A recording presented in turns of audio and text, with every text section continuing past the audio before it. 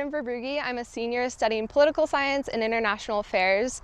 We created this panel to address a growing problem that I think we all struggle with, which is how to have engaging and productive conversations with people that may hold very different beliefs than us. In this increasingly polarized world, I think it's becoming more and more difficult to have these thoughtful and meaningful conversations with people that we disagree with.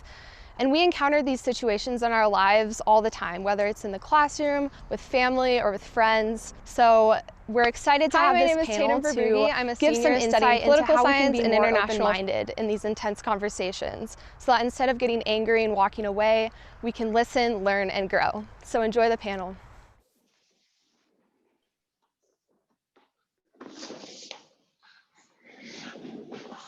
Well, good afternoon and welcome, and thank you for joining the University of Colorado Boulder Conference on World Affairs. It is Friday, September 11, 2020. This afternoon, we will enjoy a panel called Can We Talk? Communicating with those you don't agree with. Before we make introductions and get started, we would like to first thank our donors and sponsors without whom events like today's discussion would not be possible. And we'd also like to thank our speakers for volunteering their time to join us today. My name is Bob Yates. I'll be your moderator for this afternoon's session. I am a member of the City Council for Boulder, Colorado, and I currently serve as Boulder's Mayor Pro Tem. So I have a nodding familiarity with this afternoon's topic. Every year, the Boulder City Council receives between 10 and 20,000 emails from constituents, and we listen to the comments and suggestions and live testimony of more than 1,000 residents at our public meetings during the course of a year. Boulder is a community of smart, engaged people possessed of diverse opinions. As the city's legislative body, the City Council takes in all that input, and the 9 of us who don't always agree with each other do the best we can to form policies that reflect our community's values. Here with us today to reflect their own values on civil discourse are 3 distinguished panelists. First, let me introduce you to first-time CWA panelist, Stephen Alacara. Stephen is a political entrepreneur and founder and president of Millennial Action Project, the largest nonpartisan organization of millennial lawmakers in the United States.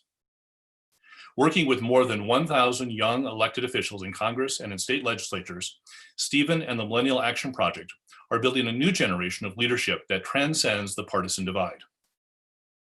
Before we started this afternoon's panel, Stephen confided in me that he's a proud Wisconsin Badger and a former radio disc jockey in Milwaukee. As a young musician in his first concert in the 5th grade, Stephen performed Nirvana's Smells Like Teen Spirit. Next, CWA welcomes first-time panelist, Roman Velikataber. Roman is an artist and the founder of Pathos Labs, a nonprofit focused on using technology to accelerate understanding across lines of difference. Through innovative technologies and visual storytelling, Roman's work challenges our deepest convictions about those who are perceived as different. Roman is a big fan and expert on 2 things, people watching and gummy bears. Finally, we are pleased to welcome back longtime CWA panelist, Heather Holbert. Heather directs the New Models of Policy Change program at New America's Political Reform Project. Her work explores the intersection of international affairs, policy, and domestic political polarization. Heather's group develops policy approaches that responds to those challenging conditions on topics ranging from trade to climate to political violence to nuclear security. In past years at CWA, Heather has often been paired up on panels with her political opposite, Bob Kaufman.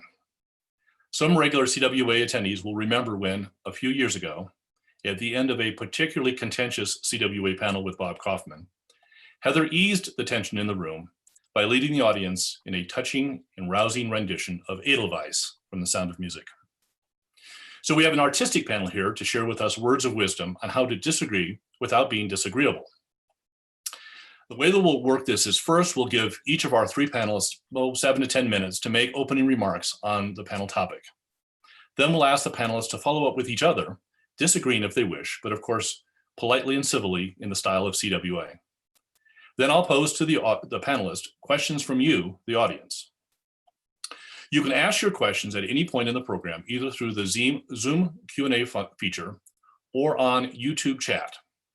When you ask your questions, please let us know where you're watching from and whether you're a student. We like to give student questions priority. I'll read your questions and try to get as many as possible posed to our panelists, sometimes combining questions with similar themes. So let's get started. I think we've agreed that the order of opening statements will be Stephen, then Roman, then Heather. Stephen, you have the floor. Well, thank you, Bob, and thank you to the entire CWA team, John, Katie. Very honored to be here, and thank you for organizing this panel amidst such a turbulent time. I am so thrilled to talk about this topic, which has really animated my life and has been, in many ways, a calling for me. So first of all, to everyone tuning in, welcome to Milwaukee, Wisconsin. As some of you may know, who've gotten to know me personally, I'm a proud Wisconsin Badger, as Bob mentioned earlier, and I'm coming to you from Milwaukee right now. And as Bob mentioned, it's true, my first show performing as a guitarist was playing songs like Nirvana's Smells Like Teen Spirit. And that really launched a whole decade of playing music here when I was growing up. That really defined my experience and ultimately led to founding Millennial Action Project. And let me explain why. Some people wonder, what's the connection between music and political entrepreneurship? So I had every type of band you can imagine, and sometimes this would confuse a lot of people. In addition to the rock band that was mentioned earlier, I had multiple jazz groups. I had a klezmer band, and I'll give anyone extra credit who knows what klezmer music is. And you know, Heather, perfect. And I had a hip hop band complete with a turntables guy and a professional breakdancer. And we had every kind of thing, every kind of band you can imagine. And the thing that I enjoyed most was seeing the fusions across those genres, because each style of music would tap into a different subculture within the community of Milwaukee. And that really sparked my passion for bridging divides, because here in Milwaukee, we live, unfortunately, in the most racially segregated metro area in the country. And because of that racial polarization, we also live in, by many measures, the most politically polarized state in the country. And many of you will continue to get to know Wisconsin more, as this state is potentially the tipping point state for the 2020 election. And so in my experience growing up, music was a rare force to bridge and transcend those divides. And I learned a very important lesson that sticks with me to this day. And that is when these divergent viewpoints and perspectives and cultures coalesce into a musical piece of art, the result wasn't a dilution of those ideas. It was an evolution of those ideas. And the reason why it was an evolution, the art was better, was because of the methodology of bridge building that's inherent in music, and that I found most profoundly in jazz. You know, the three most important things I've learned in jazz are in many ways core to the art form. It's listening, it's call and response, it's interaction and communication with your fellow bandmates as well as with the audience. And it's improvisation. It's about finding creative ways to reframe problems. So that was really the spirit that we brought to Millennial Action Project. And MAP, as we say it for short, is founded because of a very troubling trend that the student mentioned in the video opening. And that is the worsening polarization in our country. And when we were in the early days of coming up with the concept for MAP, we saw the rise of millennials and Generation Z as a potential transformative moment in our democracy. And when those two trends collide, the worsening polarization and dysfunction with the rise of millennials and Generation Z, we believed that would lead to, first, a breaking point in our politics because of our country being pulled apart, but also a possibility of renewal. And so through MAP, we have now built the nation's largest nonpartisan organization of young lawmakers in the country. We focus on Congress and state legislatures because the legislative branch in many ways is the place where bridge building and the art of, as Bob mentioned earlier, disagreeing without being disagreeable is perhaps most important. And we work with our legislators on issues like democracy modernization to gun violence prevention. And the thing that I've learned through this process was that the same spirit I saw in my jazz ensembles is not only possible, but actually required in our democracy. When you think about America being the first major diverse democracy on our planet, it's truly an experiment. And it's an experiment in pluralism. It's an experiment in our ability to come together in ways that respect our differences, but also find those areas of shared commonality. And that's why this whole project we're embarked on is so important. And I'll give you an example of where this actually works in practice. Right now, we're in the lead up to a hugely important election. And we're doing so in unusual times because of the pandemic. So this year, MAP launched a major safe voting initiative. And the goal was to build bipartisan buy-in into the absentee voting system, enact some reforms that will enhance the process, and then educate voters to make sure we all know how to use that system. Now, if you only read the national headlines, you might think, well, this is clearly a polarized issue and there's no area for common ground. But we used that jazz methodology. We didn't write anyone off. We listened to people to understand where our different lawmakers were coming from.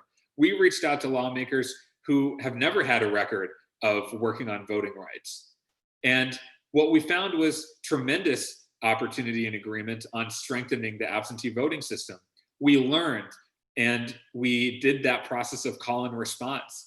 We heard how some rural Republicans, for example, were framing the issue as they supported it.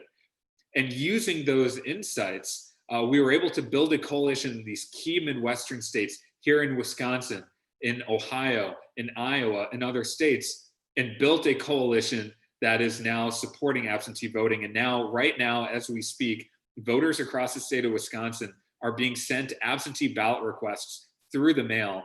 And those who are unregistered to vote are getting postcards so they can learn how to get registered. That's real change. That's a real piece of impact that only happened through this type of methodology of building bridges. The last thing I'll just end with here is we recently hosted a national summit with our lawmakers, and we were so honored to have Martin Luther King III join us for a conversation about bridge building. And the reason why is because when I founded MAP, it was standing in front of the Dr. King Memorial. And inspired by his words, I decided to take the leap of faith. And the reason why I was inspired is because Dr. King found a way to merge two concepts that are currently disaggregated in our politics. One is the need for systemic structural change. And Lord knows we need that on so many issues ranging from racial justice to economic justice. And he married that vision with a methodology of bridge building, radical love, forgiveness, and redemption. He believed that the methodology of reaching out to people with empathy and compassion to build a multiracial coalition is essential to make change in this democracy. And I asked him, what do you think was the key to Dr. King's success in building those coalitions? And he said exactly what Bob led with. Dr. King believed in the art of disagreeing without being disagreeable. And that's what we need to bring back for this next generation of leaders. I believe that this path we're on is so important, not just for our lifetimes, for the success of our democracy, our ability to solve problems like climate change, but really for the experiment existing for multiple generations long after our lifetimes. When you look at human history as a whole, you realize that we're living in an exception, the idea of a diverse democracy. The rule has been monarchs, authoritarian rules. That's been most of human history. I believe we can make this experiment work, but it requires all of us to participate in it. And each of us can be part of the solution in bridge building in our daily practices. When you come across someone with a differing political view, do you approach that conversation with genuine empathy? Are you not writing them off and instead trying to understand where they're coming from? That's not being soft, as sometimes people like to say, oh, that's being soft, you're giving into them. No, as Dr. King knew, this was radical, revolutionary, And that's what American democracy is about. So I thank you all for listening and look forward to the conversation. Thanks so much, Stephen. Roman, you're up. Hey, well, Stephen, I cannot thank you more for the amazing work that you've done. And it's a great honor to be here with CWA. I was a business editor of CWA back in the day when I graduated from CU. So I'm a proud CU alum, and it's an honor to be here with you all today. So I guess my story starts, of course, it started way longer ago, but the real genesis of where I've come from the last several years was really focused on how in 2016, here I was faced with what seemed to be one of the country's most divided periods of time. And I wasn't quite sure what to do about it. And I'm sure there are so many people out there who stare at the country kind of quivering at how divided it's gotten, not totally sure what there is to do about it. I was one of those individuals very curious and eager to find a way forward. So I started an organization really focused on finding ways that media and technology could be used to accelerate the rate of understanding across divides. And largely where that came from was the simple belief that technology and media had created the problem to begin with. If we think about the landscape today of our tech and media world, I mean, we are in danger in a certain way. That the capacity for technology to destroy is at an all-time high. And so in a landscape where that's the case, what do we do? And so our belief was that in order to mitigate that, we have to exponentially increase our capacity for understanding across divides to prevent the technology from annihilating us. And so we started Pathos Labs as a nonprofit organization focused on that question. I packed up my bags at the end of the election, really trying to seek out those with differing opinions. I felt like I couldn't do this work well if I didn't myself have the capacity to really understand and empathize with those who had a very different view of the world. And I spent several weeks in Oklahoma. It's one of the most conservative counties in the country, and Oklahoma is one of those states that has consistently voted red. In the past election, every single county in the state voted red. I think eight, maybe West Virginia as well was the other one, where every single county voted for Trump. So I just wanted to and I showed up really not having much of an agenda, and was welcomed with such kind hospitality, which really surprised me. I ended up living a couple of weeks with Jerry and Judy, an older couple who were staunch Republicans and supporters of Trump. They were farmers, and I lived in a shed that they had in the back of their property, or a sort of canopy that they had there in case government tried to take over the country, the way to hide. So this is the kind of household that I was immersed in, living with, and I'm dear friends with them still today. I consider them, Aunt Judy and Uncle Jerry. But it was a very difficult experience to be. So I created a virtual reality experience. I was captivated by VR because it was being sold as this sort of empathy machine, this technology that could place people in the shoes of those with entirely different experiences. And I created this VR experience that took place in rural Oklahoma with this family. But I realized that the issue is actually not empathy.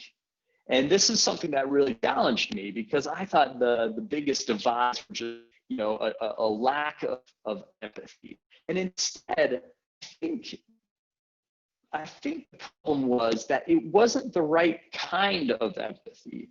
And what I mean by that is empathy equates to stepping into someone else's shoes, right?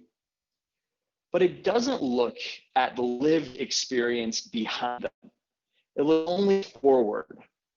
So if you have a very different lived experience and you're in someone else's shoes, the world in that particular moment in time as they do, you're missing the years of conditioning. You're missing a very important part of the equation that I think we don't talk about enough today. So one example, just to exemplify what I'm trying to say, is that there was this VR experience a couple of years ago that was done, and it got a lot of attention. It was about driving while being black in America. And what I felt was the problem with that was that how will you ever know what it's like to drive and get stopped by a cop while being black if you haven't necessarily grown up with the fears of police? There is a disconnect there. And the problem with that VR experience was that people were leaving it feeling like now they understood what it was like to drive while being black and getting stopped by a cop. So it wasn't the lack of empathy, it was just the lack of context that could really make that empathy-based experience real. So I think the issue is, it's not a lack of empathy.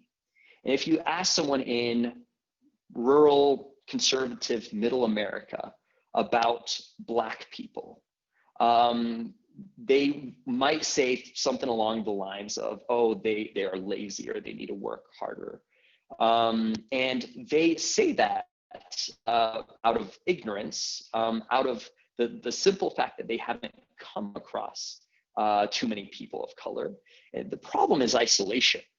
And so in our second VR experience, what we ended up doing was we placed people face to face with those who they wouldn't otherwise come across in their local contexts. We placed people in a sort of eye-gazing experience with those who are considered other. The way that the media plays it is the distance between us and them is insurmountable. And what problem that creates is that it creates an environment where empathy doesn't even seem like it's something that's on the table. And so what we really have to do is create a narrative that gets people to realize that there's actually not as much distance between us and them than we think. And so we've been doing a lot of work on that. We've done a lot of work with VR. Now we're working with television writers who are really trying to figure out how do we actually create a world and a culture of dignity? How do we tell narratives that normalize positive citizenry? Because as we all know, we watch the news and we feel a vitriolic kind of repulsion of those who exist on the other side of the political spectrum. So we've been really working on how do we rewrite the narrative? How do we push out narratives that normalize dignity, that normalize the fact that our country is made up of a disagreement, and that we are stronger, like Stephen said, as a jazz band would be, through the syncopation and through the understanding and through the working together and pushing the beat forward. So it's not a problem of empathy. It's a problem of distance. It's a problem of isolation, and it's a problem of narrative. And I think if we can really address those key things, then we'll have a much greater chance of bridging the growing divides. Thanks, Roman. Roman, we know you're having some power issues there at your place, and your video is kind of chunking up a little bit, which is impeding your audio. What sometimes helps is you turn off your video feed and let's go with just audio for a bit and see if that helps folks hear what you have to say. Great, thanks so much. You got it. Heather, we're on to you. Thanks, Bob, and thank you so much to Bob and Katie and the whole CWA team for having me back. I feel very sad that I can't see the faces in the audience, and if any of my regulars from past panels are out there watching, I am imagining your faces. There turns out to be one small silver lining to doing CWA from your house, which is that most years I forget my CWA pin that they give to repeat offenders, and this year I went and got it. So I'm even wearing my pin in honor of the occasion. Because we, because I'm going to very happily follow what my two predecessors have done and talk about this a little bit as a life journey. And I think people who've known me at CWA for a long time will recognize pieces of this life journey that actually I've lived out with you on panels over the years. And the funny thing is, like Stephen and his early musicianship, I actually did not want to be a foreign policy geek when I was a kid. You may have heard this as my secret on other panels in the past. But what I really wanted was to be a ballet dancer.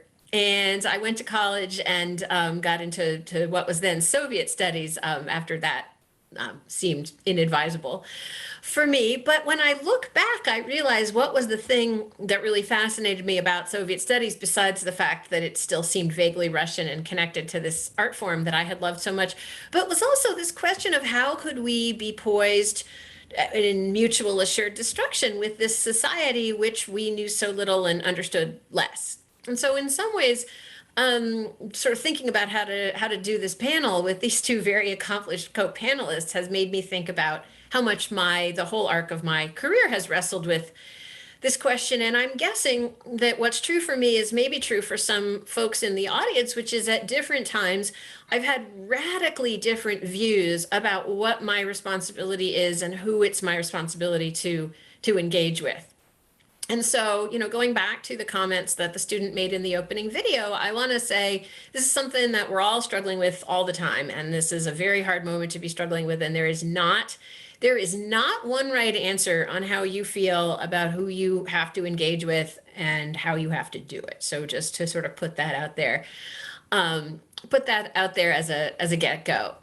The first phase of my career, I worked really in straight up international relations and in conflict prevention and resolution. And from that area, we get a lot of really kind of inspiring and also terrifying stories about people who managed to talk to each other over, what seem like utterly unfathomable levels of difference. Reconciliation in post-genocide societies, for example. And there's been some really interesting study around what makes efforts like that successful in post-violent societies, but also in pre-violent societies. And one of the really interesting examples I always like to think of is the city of Tuzla in Bosnia, which while genocidal violence raged over the whole country and its neighbors, the city, which was pretty evenly ethnically divided, managed to keep the peace and both neither have massive killing within the city nor allow any of the armies outside the city to come in and target minority citizens. And what made that possible was the pre-existence of strong relationships among the communities, so that the imam and the bishop and the mayor could all go to each other and had some prior degree of trust and confidence. And you had the mayor as a leader, but you also had all these other community leaders who all banded together and said, we want to do this, and stood firm, even when groups came from outside and said, you Catholic citizens of Tuzla, you should stand with us, or you Muslim citizens of Tuzla, you should stand with us. And they, by relying on relationships of trust and a shared city identity, this is the second thing, that people had their distinct religious or cultural or historical identities, but they also had a shared identity as citizens of Tuzla that they were able to draw on, something in the way that Stephen is working to build a shared identity of millennials that you all can use against us Gen Xers. So that's the, remember those are going to come back as themes again and again. And I think, sometimes as Americans for the last 75 years, 50 years anyway, we have had the luxury of looking at what we can learn from the rest of the world around these kinds of challenges and saying, oh, that's not applicable here. We're exceptional. We're different. Our history is different. We have the greatest institutions in the history of ever. And now, more and more now, I think more and more of us are seeing that maybe, number one, there are more parallels in our history to other histories. And number two, that maybe things that were innovated in other places actually can be useful to us. And so I want to cite a parallel, which I didn't know about until a couple of years ago, to the Tuzla story, which is that there were a handful of communities in the US that sat out the Civil War. They were mostly in border states. And they were places where the communities decided that they were not going to send their young men to fight for either side. And I think this raises complicated ethical issues, which maybe, Bob, you want to push us into in the Q&A about when should we be trying to bridge divides and when should we not.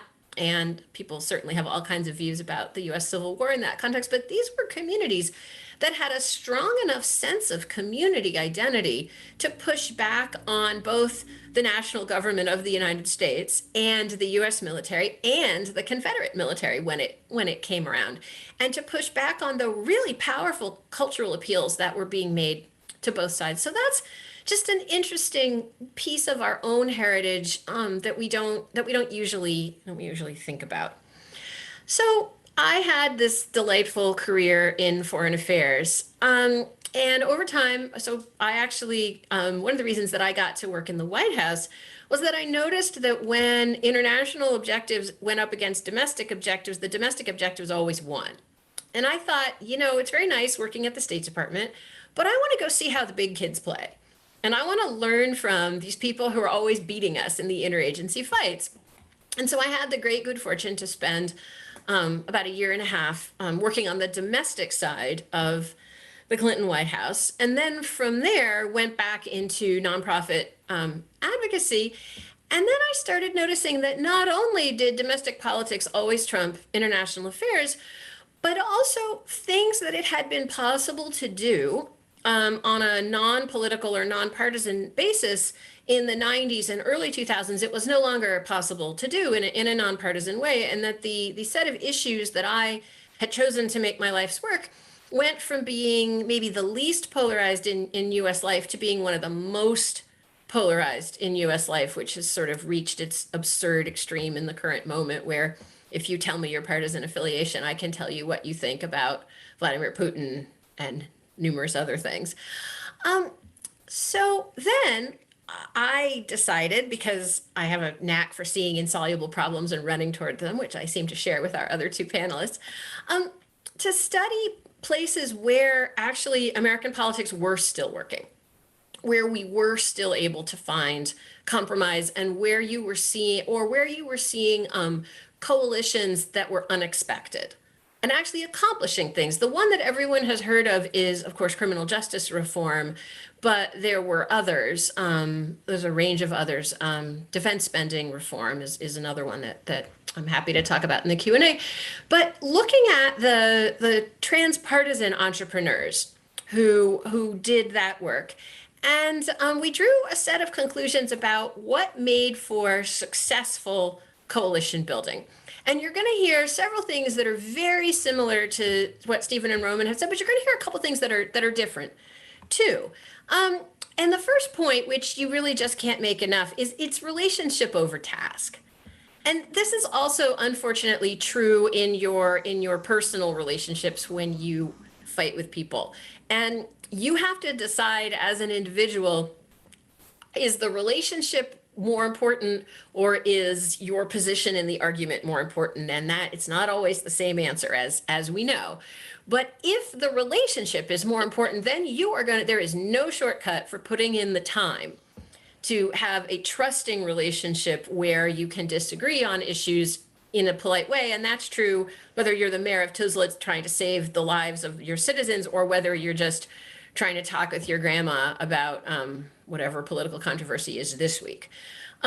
So relationship over task, there are no time shortcuts. Second,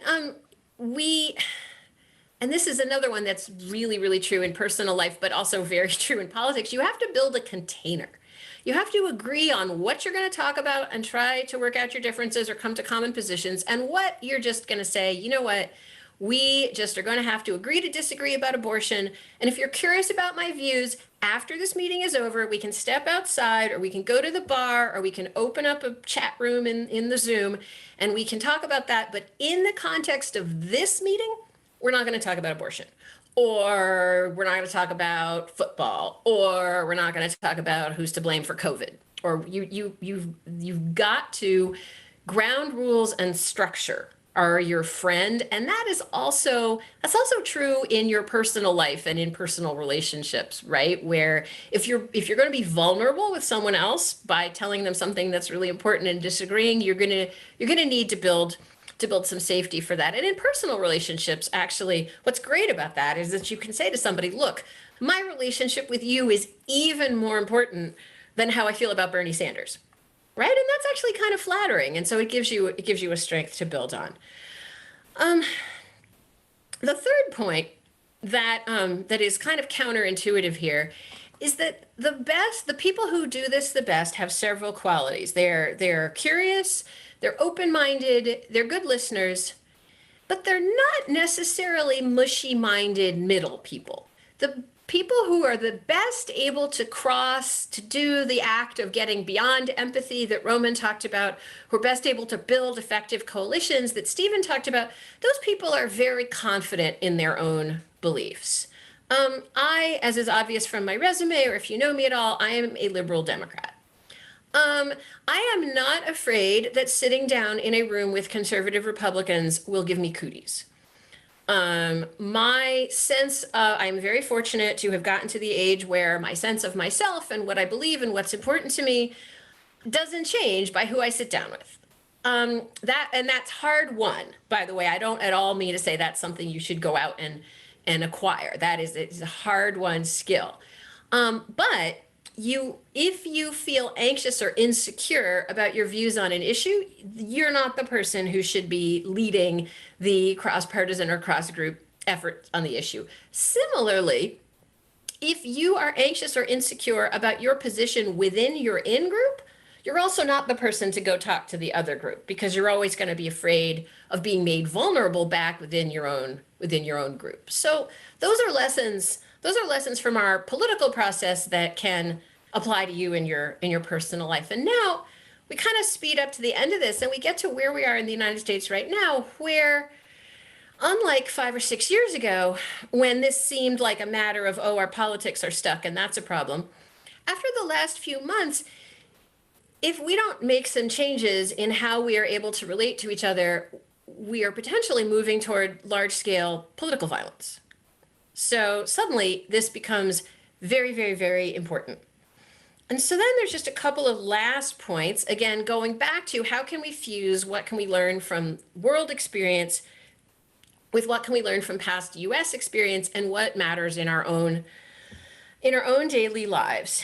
And I guess the thing I really want to stress here about what has worked in the past, not to be entirely negative, is that the interesting thing about the role of media is that on the one hand, yeah, we have all this technology that we've never had before to kind of spin ourselves up into fits of isolated, ignorant rage. And I'm just talking about me and my Twitter feed. But the funny thing is that the result that our technology is producing is very familiar from low-tech societies. So one of the things that we told ourselves after the Rwandan genocide was, oh, so those people in Rwanda, all they had access to was radio telling them to go out and kill the cockroaches. And as long as we have multiple channels of information, we could never be driven to something like that. But now we can segment ourselves into information bubbles that are every bit as impermeable as a farmer in the Rwandan countryside. So there is this way that the very new technology that Roman talked about is connecting itself to the very oldest anxieties about identity and power that come from this anxious moment in the world's longest lived diverse democracy. So what has actually worked there is not one-offs, not, and then actually there's evidence that casual sort of, oh, let me take you, hey kids, we're going from the church to the mosque today. Or, hey kids, this is our class where we're going to teach you about Judaism for like 1 hour. That actually those sessions that are devoid of context can actually increase feelings of fear and difference. So again, I sort of come back to where I started. There are no shortcuts. There's no substitute for actual relationship building. There's no substitute for healthy relationships within your own community, because it's only when I feel confident in my standing as a sort of middle-aged white liberal lady that I can turn to my fellow middle-aged white liberal ladies and say, yo, we need to take it easy on person X over there. If we don't like those words being used on us, we should not be using them on person X who is different from us. I need my in-group status in order to practice out as well. So a part of reaching out is also reaching in. And the optimistic example that I will end with, which also is relevant, I think, to some of the themes that Roman and Stephen raised, how did mindset change on LGBT Americans as fast as it did, given what I just said? And one of the really interesting studies about the role of media there, and specifically the role of Ellen, is that people actually felt like they knew Ellen personally. Because it isn't enough to say, oh, Joe over the block has a gay son. Or, oh, I know a Muslim, it's that dude that, is my accountant. It turns out you actually have to know someone well enough to ask them an awkward question. So I guess, and funnily enough, people seem to have felt that way about Ellen, that she was a TV presence who, answered all her own awkward questions on TV in front of everyone. So the kind of challenge that I want to leave us with on a personal level is what are we doing to make ourselves open to other people asking us awkward questions? What are we doing to make ourselves vulnerable? And what are we doing to disempower media outlets, but also political power centers that are making those processes harder for all of us? Thanks so much, Heather. Let me start off, and I'm going to combine both an observation that I made as I was listening to the three of you, and then actually a question asker asked this question as well. And by the way, if you like to ask a question, go to the Zoom. If you're on Zoom, the Q&A feature, or on YouTube, the YouTube chat. And a questioner from YouTube had kind of a question that's very similar to the one that I have, so I'll just kind of combine them. Stephen, I sense some optimism on your part, and in quoting Martin Luther King and his son, and the place for empathy. And then Roman, I sense maybe a little bit of pessimism on your part, that maybe we can't all find that because of I think the words you used were distance, isolation, and narrative. Can you guys reconcile that? Is there hope here, or is this just something we talk about but never can resolve? Yeah, it's a good point, Bob. And I wrote down those three things when Roman mentioned it as well. And I think, building off of the last example that Heather just mentioned around the gay rights revolution in our country, which, just as a reminder for maybe some of the younger people who are tuning in right now, 10 years ago, the idea of having gay marriage as the law of the land would have been seen as impossible. And I think that shows and reinforces this idea that people can change. Our diverse democracy is a living, breathing human experiment. And I very much believe in what Roman said, that we do need to close the gap in terms of distance and isolation and narrative if we're going to develop that empathy. In many ways, those are vehicles to build empathy. One of the reasons why I serve on the leadership council of the Service Year Alliance, which is calling for service year opportunities to be a norm and a common expectation in our country, is because when you do engage in service projects together across religious lines or ethnic or racial lines, your commonalities become assets as opposed to points of fear. And so the more that we can create those experiences, the better. I hadn't thought necessarily as much as Roman has about the VR possibilities in that. So I'll leave that to Roman to discuss. But I will just hit on this point about narrative, which is when narrative and culture have a huge impact on our politics. And I'll give a great example of this. I once had the chance to ask the creator of House of Cards a question. And I asked him, how much do you think this fictional Congress has an impact on our real Congress? And this was after he had just talked about his experience with Howard Dean in 2004. And he was talking about the Dean scream that for the younger people who were tuning in kind of led to the end of his presidential campaign. And his whole point was the most dangerous thing in politics is when an event or occurrence reinforces an existing narrative. And my whole point about House of Cards, and of course everything like that, reinforces this narrative that our politics is cynical, we can't trust anyone, we're hopelessly divided.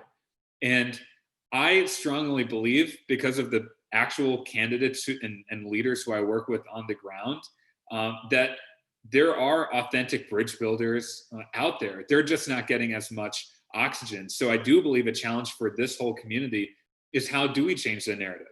And you mentioned Dr. King, Bob, and kind of referencing my comments about his oldest son. I kind of asked his son pretty much point blank, would your father be on Twitter? And kind of part of this larger question about, how do you reckon with the technologies available to us that are in some ways polarizing us, but are also important to get a message out there? And his whole point was, he said Dr. King would be using the modalities available to him in order to build traction around positive messages. And I believe that's important for us. We're not going backwards in time in terms of media and technology. We're going to go forward into more fragmentation. And so we do need to find a way to change the narrative using these technologies. Roman, what do you think? Is there room for optimism here? There's a ton of room for optimism, for sure. And I am a very optimistic person. The thing that I think is the underlying issue, which I'm a little bit less optimistic now, is the fact that our ideologies are so deeply ingrained to our sense of self, our identities. And I think that that's dangerous, because it doesn't give permission for us to change our minds. Because all of a sudden what it means, and Heather touched upon this a little bit, that like our in-group membership is less concretized in what the group thinks, right? Once we start to challenge our predispositions a little bit, or once we start to consider the words or the ideas of somebody else, then usually the in-group members attack us for not being as committed to the ethical standards of our in-group kind of belief system. And I think that is the big issue, is we need to give more permission for people's malleability, for them to change their minds. And I think that we were talking about, House of Cards and Ellen, I think that entertainment can do that. We did a project with one of the most, it's the second most popular sitcom on television today that has a viewership of mostly center, but a lot of people on the left and people on the right. And the showrunners were trying to figure out, how do we create a culture where it's okay to change our minds? How do we create a culture where it's okay to engage favorably with those who have different views? And so we worked with them, and we worked with like depolarization experts, academics who were subject matter experts on challenging kind of the intransigence of society. And we brought them together to figure out how we could build characters, how we could build plot and conflict resolution in ways that were more dignifying of those who were changing their minds. So I am optimistic. I think the danger, though, is that we're getting more and more we're meddling our ideologies and our identities more than we ever have before. And I feel like if it continues down that path, then it'll be really difficult to get out of it. Yeah. Bob, if Go I for it. could add one more thing on top of that, another way of looking at this, we're talking about the in-group versus out-group dynamics and the importance of having a stronghold in your own domain, your own community, in order to build a bridge. And this is tough. And the cultural dynamics that Romain was just talking about was whether or not your own tribe sees you betraying them when you do reach out to a different tribe. Yeah, precisely. And I think for everyone who's tuning in right now, one way of looking at this is through the context of history. It's very clear which methodologies have been more successful in creating change than others. And when you look at leaders, whether it's a Dr. King or Nelson Mandela, who sought to build that bridge, they were faced with a lot of the same challenges and suspicions that you were just now talking about, and that bridge builders today often face. And they found ways to overcome that. But now we have the benefit of looking back, 50 years, 60 years on what has worked or hasn't worked from these leaders in the 20th century. And we can say that it was important that Nelson Mandela forgave the people who jailed him for 30 years and to engage in this process of truth and reconciliation in South Africa, or for Dr. King facing a lot of critiques for being too soft because he wasn't a Black militant. He said he wanted to build this multiracial coalition, and building those coalitions, whether you're Mandela or King, led to better results. So for those of us who get disillusioned by people who are attacking the bridge building methodology, I think history very much backs us up on which one is more effective. So I want to jump in and maybe not quite disagree, but respectfully offer a slightly different perspective on that, which I think offers grounds for both optimism and pessimism. And that is that neither King nor Mandela saw themselves as first, and like, bridge building was not their goal. Justice and a redistribution of power were their goals. And I think a thing that we really struggle with in our moment is how we talk about both having a genuine desire for bridge building and a genuine desire that imbalances of power in our society be redressed or changed. And, I think Mandela was participated in armed struggle, just to be clear. He was not a nonviolent activist, and he's been kind of, like Dr. King, he's kind of been made cuddly in death. But both of them, in the periods where they were laying the groundwork for their great success, they were not viewed as bridge builders. They were not viewed as sources of greater unity. And instead, they were viewed as sources of greater disunity. So this is where I think there's a huge challenge of what is the role, how do we understand the relationship between the search for bridge building and the search for justice? And that, as I say, I feel like that can give us some grounds for optimism, but also given how long those struggles were and how much of a cost they continue to exert in terms of both lives and relationships and polarization, that's cause for pessimism. Well, that's a great transition to a question from Elise. Let's move from the 20th century to the 21st century. And Elise's question is kind of long, but I think it's important to read it all.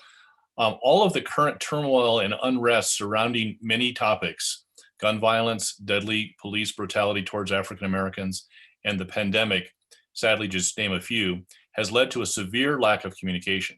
People are afraid to talk, worried that their words will be misinterpreted or judged, and many are not listening. How do we help support open and more important kind of communication to each other in such a tumultuous time? Anyone? I think the challenge is everyone wants to be listened to, right? And seldom do we lead with listening first, right? If we really spend time with individuals who have alternative ideas and sit with them and really try to seek understanding, sake of seeking understanding, knowing that we may not ever truly get there, but the pursuit is important enough, then I think we can create that reciprocation. that relationship where, okay, I feel like I've been listened to. I will lend my ear and I will try to seek understanding as well. And I feel like we're all so desperate to be heard, and yet that desperation prevents us from doing the very thing that will get us to be heard in the first place, which is to listen to others, to try to seek out that information, to drive from a place of curiosity, to leave our ego at the door, to ask questions rather than make statements. I mean, I think Einstein says that the intelligence of an individual is not based off of by what they say, but by the questions that they ask. And I really believe that to be true. Stephen, I want to turn the question to you, because this is something that, as an elected official myself, I face, and I know that you coach hundreds of elected officials, young elected officials.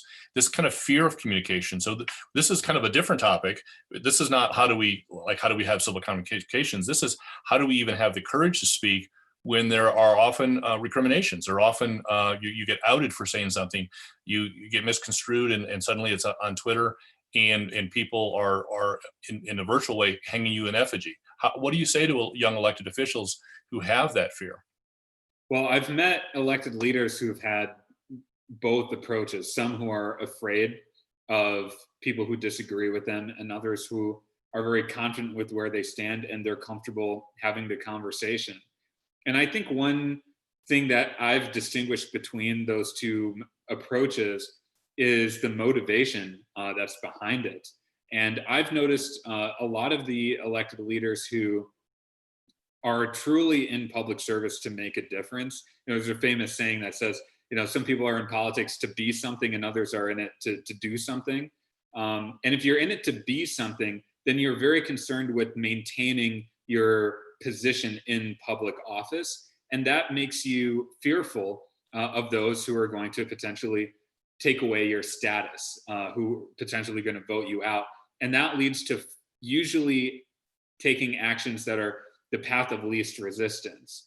And that ultimately, in my view, doesn't lead to much change, because change usually is messy and usually is controversial. And the other approach for people who want to do something in public service, then they see the risks and the possible sacrifices as worth it, because they're trying to serve a larger goal.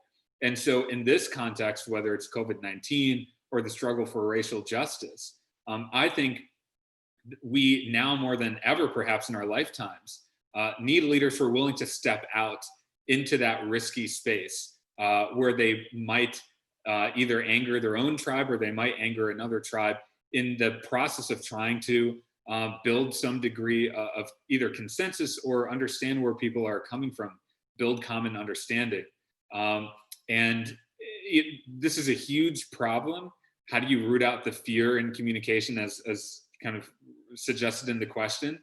But I really believe that it starts with each of us. And I think each of us in our own actions need to embody a culture of understanding and communication. But also we need to elect the leaders who are willing to demonstrate that. And usually, because of the dynamics of our election, which I can speak more to, we're more likely to elect people who want to just make their own base happy, as opposed to trying to reach out. And that leads to this kind of fearful politics. So we got to change it. Let's build on that. Let's talk a little bit about money in politics. I mean, Heather mentioned relationship versus task. In other words, long-term versus short-term. How does an elected official, once elected, reach across the aisle without alienating his or her base and losing the absolutely necessary funding to get reelected and stay in office and continue to serve? Yeah, that's a huge factor. And I've heard representatives tell me directly, hey, if I take this position, then I'm going to be faced with millions of dollars of super PAC money trying to destroy me. And I've, again, met other elected officials who frankly don't care. They don't see elected office as a career for 40 years. They see it, and this is more true among millennials and Generation Z, they see it as more of a gig. I'm going to go in and make a difference, and then I'm going to go into private life and live under the laws that I made, which ironically is more of the tradition that the founding fathers had in mind for elected service. And So this is why I think we too often talk about bridging divides, but then miss these structural incentives that are polarizing us. And money in politics is a huge one. But then I also think the methodology of everything we've talked about, listening, understanding, and co-creating solutions is part of our way out of this corrupted money in politics system, because there actually is a lot of agreement right now on both the left and the right to get big money out of politics. And unfortunately, and I can share firsthand experiences of working on legislation in Congress last year, that oftentimes people who propose fixes to the system, especially those who are in leadership and at the kind of pinnacle of power, have more interest in keeping these issues like money in politics reform on the ballot as opposed to actually solving it. Because if you're interested in solving it, there were a number of Republicans who were part of our caucus in Congress who wanted to join in on money in politics reform, who were shut out of the process because they had a different letter next to their name. And so that's where, in many ways, our efforts to try and bridge divides in our country is harmed by the money in politics system, but actually these methodologies could be part of the solution too. Heather, what's your take on this? Is there a systemic problem, and if so, how do we fix it? There are multiple systemic problems, and money in politics is one of them, but it's only one of them. And I think kind of the first sort of just thing to put in perspective is to remember that we actually have President Trump, one of the really innovative things he did was actually not leverage a ton of super PAC contributions. That he's profoundly, I would argue, corrupt and influenced by money in politics in how he governs. But in fact, his campaign used a lot. We saw a lot less of that than we have in many other campaigns from both parties in the recent past. So that has kind of upended the money in politics landscape in interesting ways. The other systemic problem that we have comes back to the thing that I'm ultimately most both optimistic and pessimistic about, which is that since the 1960s, we have sorted ourselves, as Stephen and Roman have both referred to in different ways. We are more ideological than we were 50 or 60 years ago, when what party you belonged to had more to do with where you lived or who your daddy was. And then within the parties, we fought about the issues because party was a social identity like bowling league. And now we're ideologically sorted. And that, frankly, seems to start to stem from a moment of the first moments of racial reckoning, of gender reckoning, of sexuality reckoning in the 60s, and where those divisions and our anxiety about power around those divisions got rolled into our politics. And that one, I mean, money in politics has proven devilishly hard, as Stephen said, but the other question of how we get comfortable enough to live with each other that we don't have to have life and death politics about it is even harder. Roman, you look like you have something to say there.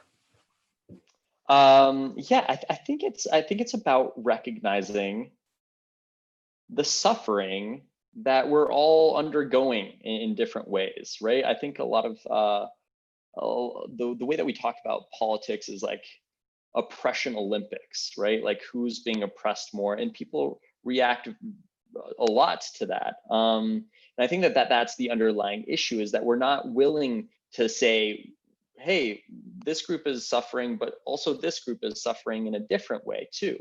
And I think it's this issue that is pervasive in society, where we're not willing to let the outgroup members suffer, and instead, like, our suffering alone is the one that matters. And I think, like, don't get me wrong, I think from a systemic standpoint, the way that our system has been built in such a way where systemic oppression has an impact on some people a whole lot more than some others. But I think the recognition that the suffering is there, I think really helps kind of grease the wheels for a meaningful relationship to occur, and for us not to get so, us versus them and bifurcated in our approach. Would love to hear Stephen and Heather's thoughts on that. Yeah, I have a question right away because what you then run into is the politics of scarcity, right? So if you're suffering and I'm suffering, but there's only enough money to alleviate one of our suffering, I mean, this is where I think the sort of economics of the last 50 years intersect with the other structural trends we were talking about. Well, and I'll just add to that. I think, this, we're living in a moment where the politics of grievance is kind of winning the day. But I think when you look at, successful examples of political change, it's where there's also an avenue of hope. There's a pathway to alleviate your suffering. And I think those political narratives over time have gotten us away from the dynamic that you mentioned, Heather, where it's a politics of scarcity. And I can share it here in Wisconsin. We have the highest concentration of voters who supported Obama twice and then switched to Trump in 2016. And that region of the state was primarily in the southwestern part that has a lot of small family farms. It's a rural area. And those farmers are being hit with bankruptcies. The suicide rate is growing at alarming rates.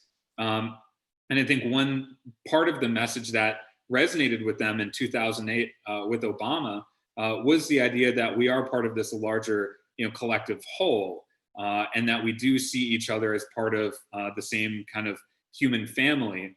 And so the politics of scarcity was not winning the day then. But obviously, when there's a lot of suffering, it creates fertile ground for scarcity politics to win. And I think that's what ended up happening in 2016 and in Wisconsin and even years prior to that. Stephen, sounds like you're arguing for Heather's TUSLA. We're all one big TUSLA, right? we have something in common here. We just need to find it. How about, is this always zero sum? I mean, we talked a little bit about how people can have the confidence to lay down arms and reach across the aisle or whatever analogy you want. Is there a third way? Oftentimes there are groups that get together that talk about third path. Heather referred to those cities in the border states that chose not to take either side in the Civil War. Is an alternative to this fighting, which seems intractable, just a courageous third group of people who says, you know what, we're not going to engage in this at all? Is that a solution? Well, I'm not sure. I think, there's a report that this group called More in Common came out with, and they came up with this phrase, the exhausted majority. Basically, a lot of people are out there who are kind of saying that I'm just going to disengage, and they are generally moderate in the kind of political ideology. I'm not sure that's the solution, actually, because I think that when people disengage from the process, it creates an open space for more political elites and more special interests in politics to kind of take up the oxygen. And you see that happening in real time in most of our primary elections, where the so-called exhausted majority doesn't vote. And that usually leads to more kind of extreme, less bridge building oriented candidates winning primary elections and then being the only options available for the general election. So I think there is a possible ability for a new way, but I don't think it's a posture of sitting on the sidelines. I think it's trying to experiment in this time. And I think for everyone who's tuning in right now, if you look at American history and the major political kind of revolutions we've had, it's during moments like this where there's a lot of turbulence. And so there's going to be a lot of opportunity to reinvent the civic and political institutions. And I do think we need to create a new way. So it's more about leaning in as opposed to disengaging. I want to really foot stomp that, actually, that this is a moment for innovation. And because the third way, as Stephen said, is not the exhausted middle, but it's the place where suddenly groups are able to feel like they got at least some of what they wanted. It's the new thing in which groups can see their aspirations represented, and then it's safe to build toward the common identity that you're talking about. Roman, I want to combine two questions that were kind of directed at you with common themes. One person, Suen, asked about people who are just intractable on particular points, and the example that Suen uses is is Trump supporters who just won't budge on climate change. And then Diana asked about people whose political mindset is based in the Bible, and how do you compete with the Bible? And so, what advice would you provide for those people who are concerned that there are just mindsets that are not going to be moved no matter what device you engage in? Yeah, for sure. I think that there is room for people to move. And one quick example was I was driving from Boulder to New York City for the climate march. And I think this was in 2014, in a bus. So that's kind of a paradox itself, driving across the country in a diesel bus for a climate march. But we drove through, we were in rural Kansas, and all these climate activists on the bus saw these oil rigs, and they lowered the window and they were screaming obscenities in a sort of funny and facetious way. But I was thinking in that moment, there was someone who was born in this community. There was someone who saw his or her father, mother working in this community, getting something that was deep beneath the surface of this earth, that could fuel the country, that could fuel Times Square, that could fuel Hollywood. And what a beautiful alchemy, what magic, this thing that could not only fuel the country, but also could send me to college and create a living for me and my future generations. Like that is a narrative that is so true to people who may be more denial of climate change. It's a narrative, right? And their belief system is based off of the experiences that they've seen. It doesn't mean that they're wrong. In fact, like that is their experience. I'm always going to be a climate activist, and that didn't change my perspectives either. But I think it's really important to imagine that narrative of somebody else. I think we're all living in a alternative reality. We're all watching a movie unfold. It's all a narrative that's being told, whether if it's one about hands cultivating the ground and bringing electricity to the world, or whether it's one of social justice and standing up to the injustices facing our worlds. I think we're all living these different worlds, and it's okay for those to exist. It's okay for us to recognize that other people are watching different movies, and I think that that's the way that we should approach it, is just out of a place of curiosity. And those movies may not change, right? But when we address them and try to understand the movies that they're watching as part of their lives, I think that that's the chance where we can learn from one another, where we can challenge maybe our predispositions, as we all have them. And I think that is the foundation for relationship building, which can then transform into more productive conversations that can maybe challenge the movies that we're watching at the end of the day. I don't know if that analogy quite makes sense, but yeah, that's what I would have to say. Well, we're almost out of time. Stephen, maybe a minute, and Heather a minute, and we'll wrap up. Perfect. Well, I'll just add to the question about climate change. This is a great example where generational change makes me very hopeful for the future, because the younger you go in our society, the more support you see for climate action. And that's true among Republicans as well, including Trump supporting Republicans. And that's starting to materialize in state legislatures and in Congress. We have a energy and climate learning network within Millennial Action Project that's evenly balanced with Democrats and Republicans working on things like microgrid solutions. And even on up to Congress, you'd be surprised to hear some of Trump's biggest supporters in Congress are also pro climate change legislation and pro environmental conservation. And I think that's really important to recognize, because it gets to our larger theme here that in a tribal form of politics where only your truth matters and you need to deny the truth of everyone else, you miss out on these real opportunities for cooperation. And you might disagree with someone on a lot of other things, but hey, if you have a member of Congress who is a Republican and supports Trump fervently, but also wants to work together on climate change, then those cooperation opportunities must be taken.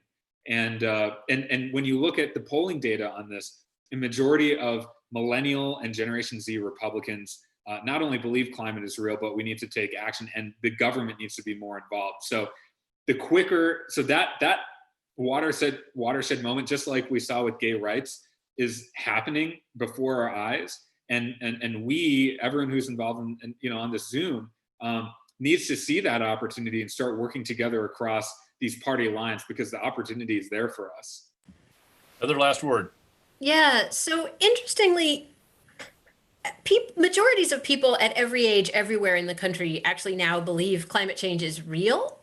So the question is, what do they think it's good to do about it that gets filtered through this political point? So I really share Stephen's optimism on climate, with the caveat that where we get to isn't going to be the place that mostly left of center climate activists want us to get to. Right. And that's the sort of point I want to leave us with. And I think, Roman, some of what you just said really summed this up very eloquently, that if we are serious about engaging with the other, that will change us. There is no engaging with the other where only the other gets changed. And I recently heard this comment from a conservative funder, actually, who works in violence prevention, which is really important, right? And they said, well, we'll come to your meeting, but we are well aware that when you liberals invite us to these cross-party meetings, what you really mean is let us buy you dinner so we can change your mind. And I think if we're honest, to go way back to our questions in our personal lives, that's what we all want. And it's what our grandma wants too. And the thing you can take from the international example is just the horror of the situation where you actually have to go in with total openness and brokenness, but also what we can get out of that. And so that, for me, the recognition that this is just so hard in ways that most of us have no idea about, but it's going to be it's going to be a transformational journey for us, as well as for those people over there that we're trying to talk to. You should all listen to our grandmothers. Well, that's all the time we have for today.